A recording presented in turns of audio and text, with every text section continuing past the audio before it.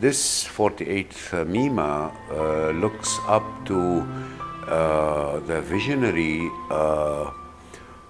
enticement by our leadership to embrace a situation which is relevant at this particular time, and it's only natural that we get to know more about it.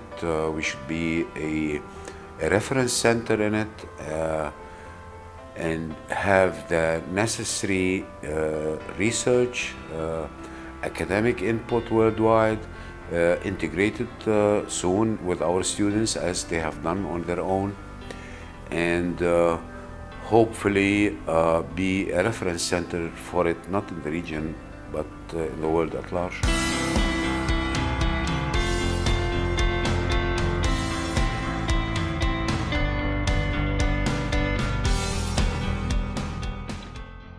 What we wanted to do is to create a platform which starts to reflect the complex nature of war and to also reflect the changing nature of war.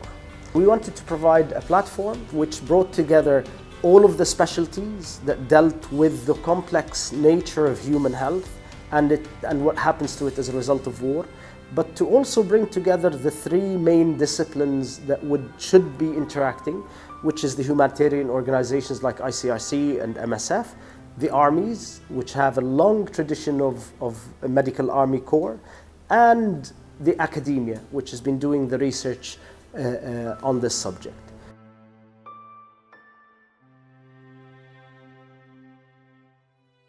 مستشفى الجامعة الأمريكية ببيروت كل سنة بتعقد هيدا المؤتمر الصحي. لهيدي السنة الموضوع هو جراحة الحرب، ولهذا السبب عقدت شراكة مع اللجنة الدولية للصليب الأحمر. اللجنة الدولية عندها خبرة أكثر من 40 سنة بجراحة الحرب، ونحن اللجنة الدولية والحركة الدولية للصليب الأحمر والهلال الأحمر هي نشأت بناء على الحاجة للخدمات الصحية خلال الصراعات. جزء كبير من برنامجنا هو مكرس للشق الصحي، إن كان خدمات دعم للمراكز الصحة الأولية، وإن كان كمان عندنا مستشفيتين، ندعم مستشفيتين بطرابلس وببيروت لمعالجة جرحى الحروب.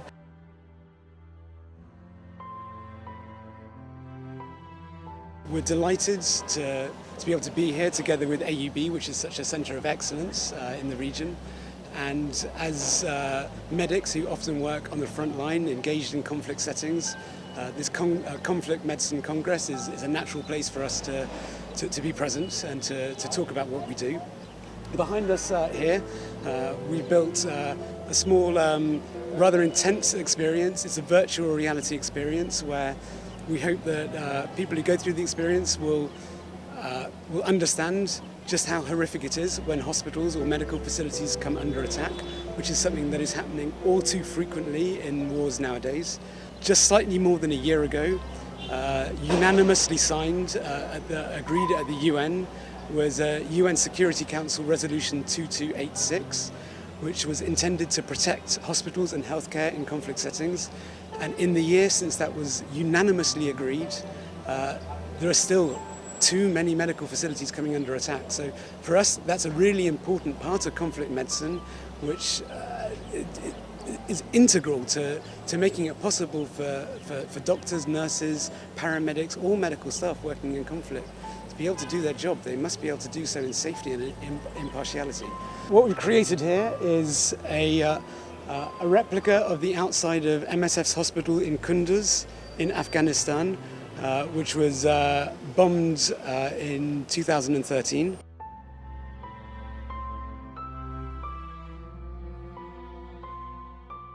One of the first victims of war is the health system.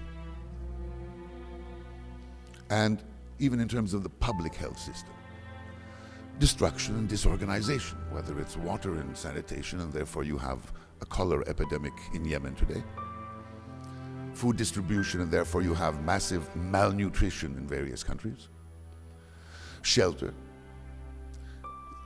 primary health care. Polio has reappeared in Syria because they cannot complete immunization campaigns, as you heard earlier today, represented from the UHCR. It's important to know that if you don't have your electricity working and so forth, You really have to go back to a purely clinical approach to your patients. You have to look at your patient, not just the images and laboratory results. You have to listen to your patient. You have to smell your patient. And you have to perform the 10-finger whole body scan. Recycling surgical gloves, because you cannot get new supplies. So you finish the operation, before you take off your gloves, you wash them with soap and water and then bleach, eau de javel, all right? Bleach, you clean them off. You take them off, the nurses then powder them, they wash them, etc., and you put them through the autoclave and you reuse them. The difference in a positive way is that when you are working in the war zone or austere environment, you can really concentrate on what you do best, what you think is important. There's not too many meetings, not too many administrative things. You concentrate on patients, and often you have multiple casualties.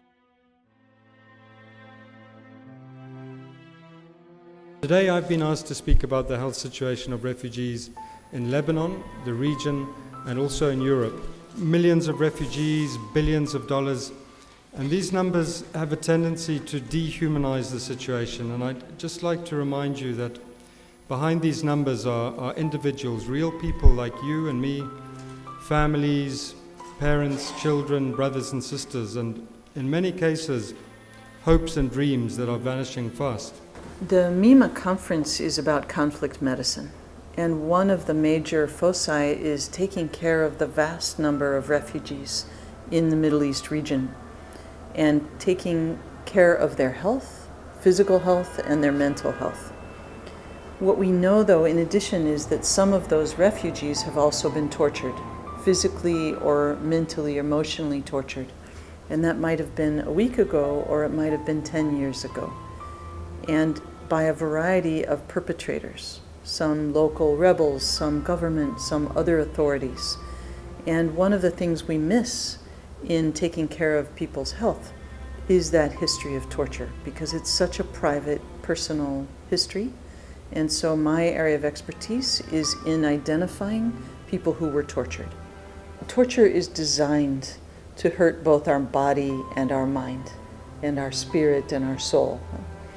It's designed to hurt us now and in the future. So both the physical and the psychological scars are important to identify and to help treat. What we know is that the body heals quickly and the mind heals slowly.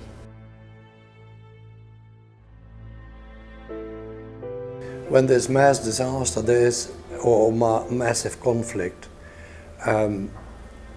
you have to do different things. So you have to try to calm people. Many, or even sometimes when it's very hectic and very dangerous, most people, they may have symptoms of what we call acute stress. So they will be very much afraid. They will see what happened before their eyes. They will have intrusive memories. They will have nightmares.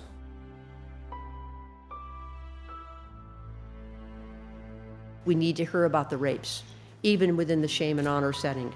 And that is how you can, outside, activate the international community. I'm speaking now from a human rights perspective. If we don't know, we can't argue. Women are different because they face challenges that men do not face in terms of their physiological well-being related to childbirth, of course, menstrual health on a longer-term basis. And in terms of childbirth, of course, there's also the issue of early pregnancies, which are more likely to happen in certain conflict areas, refugee settings, for example, situations where early marriage is more common, or forced marriage. The issue also of unwanted pregnancies and emergency contraception and abortion services, and how are these provided to women in need in emergency settings, in war zones, I think is very critical to consider and to put at the forefront of the broader agenda for health and human rights and women in conflict zones.